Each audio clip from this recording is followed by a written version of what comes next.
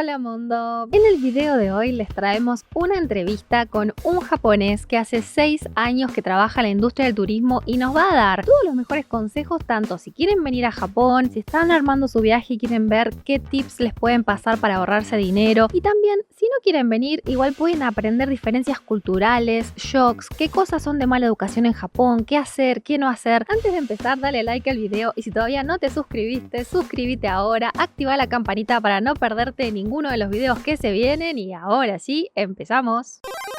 My name is Aki. I was born and raised in Tokyo actually, but I decided to move to Kanazawa. I'm running a hotel since last year. So I've been working in this hotel industry for about 6 years. On the public transportation, everyone is very quiet. We respect other people and we have kind of custom that it's not very good to talk like in a loud voice in public transportation. It's very silent, right? Everyone says like, oh, the streets in Japan are very clean. For us, it's a very natural thing, but probably if you're here for the first time, you will probably think that, oh, the streets are very clean. If you go to a restaurant, we have kind of like a ramen shop or like rice bowl shop, like gyudon. It's cheaper than you think. So it's a good surprise. For example, the gyudon, the rice bowl with beef, it's about 400 yen. Matsuya, Yoshinoya, Sukiya, probably these places you should visit. Very cheap, yeah, very good, very tasty.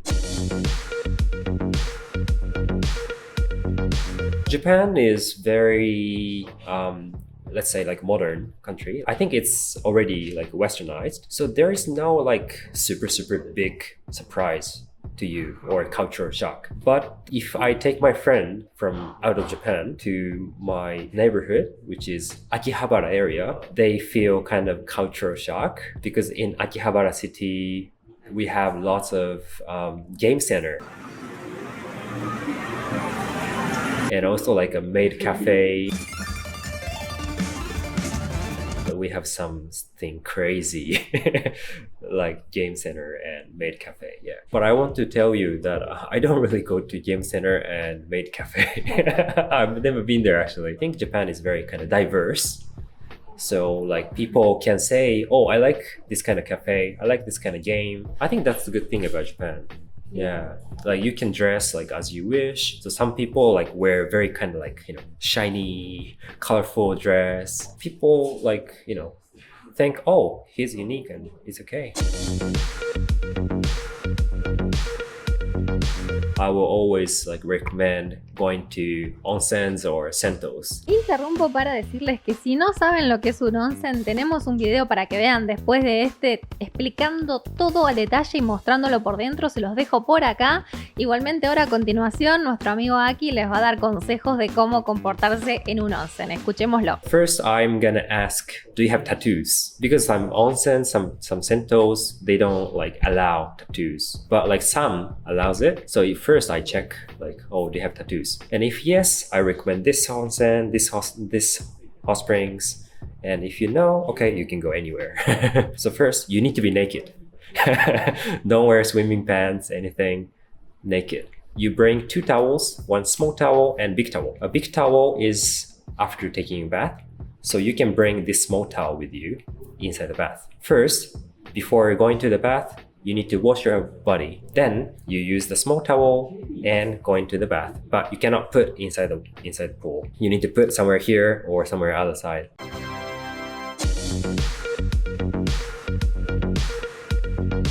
We cannot say no straightly. So we say like, probably I have something to do like today and this and I may not have time for this, but I want to go. That means no.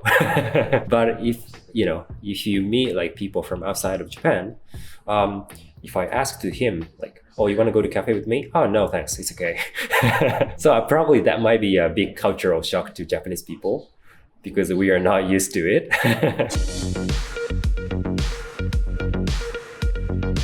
Probably you can say like the reason. Oh, sorry, probably I need to go to this place, so I cannot go with you, but next time, something like this. We don't do HAGS, we don't do shake hands as well, but we don't really bow deeply. People think that we do like this every time, but we don't do probably like this, like not so often. We are like, oh, thank you, like this naturally.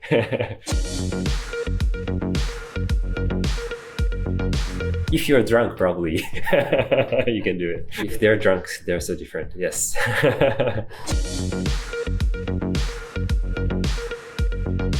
You need to take off your shoes at the entrance of your room. It's too natural for us, so sometimes it doesn't say you need to take off your shoes, but probably it's better ask, should I take off my shoes or not? You can ask for forks and spoons. It's no problem. Yeah, and for us, it's easier actually to eat with chopsticks. That's why we use it. So yeah, it's okay. Actually, that's the original way. Actually, that's the better way to do it. Sushi with hands. It's not very good to eat and drinks on public transportation. In Japan, it's okay to make sounds when you eat noodles and drink tea. Like, usually in other countries, it's not very good manner, but in Japan, that's the way how you eat noodles. Blowing your nose is not good manner in Japan, but instead somehow people make sound. But that's okay here somehow, but it's not very good to blow your nose. So probably that's one thing you need to probably pay attention in Japan. I think in general in Japan, probably I can recommend ramen. Each shop has kind of specialties. So probably you can try one ramen in one city in Japan. And also from Kanazawa, where I live, I can recommend local fish and local ingredients, because from Kanazawa, ingredients here is very, very good, very tasty. If you are here during springtime, I can recommend a small squid, hotaruika. And you can actually get in supermarket or in local market everywhere around Kanazawa. Kanazawa?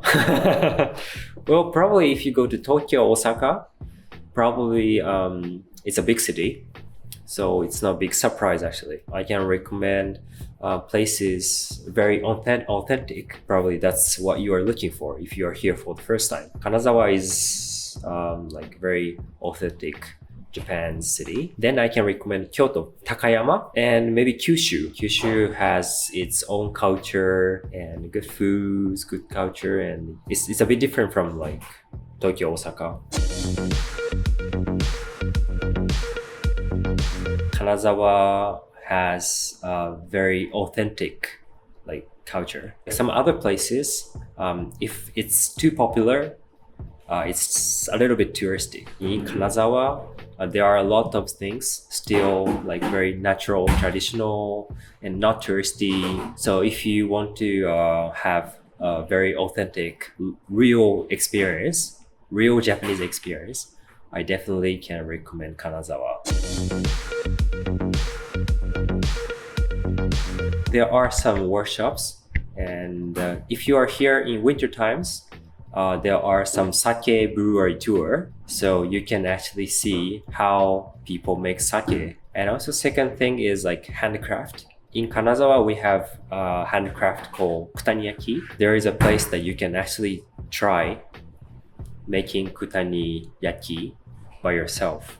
It's a special like feature of Kanazawa, so you can actually draw this. We have a place called Higashichaya district. So we have here in Kanazawa have geisha culture as well. You can experience geisha. So if you come here in busy season, like April, like summer season, and also the autumn season, probably you should book at least 1 month in advance.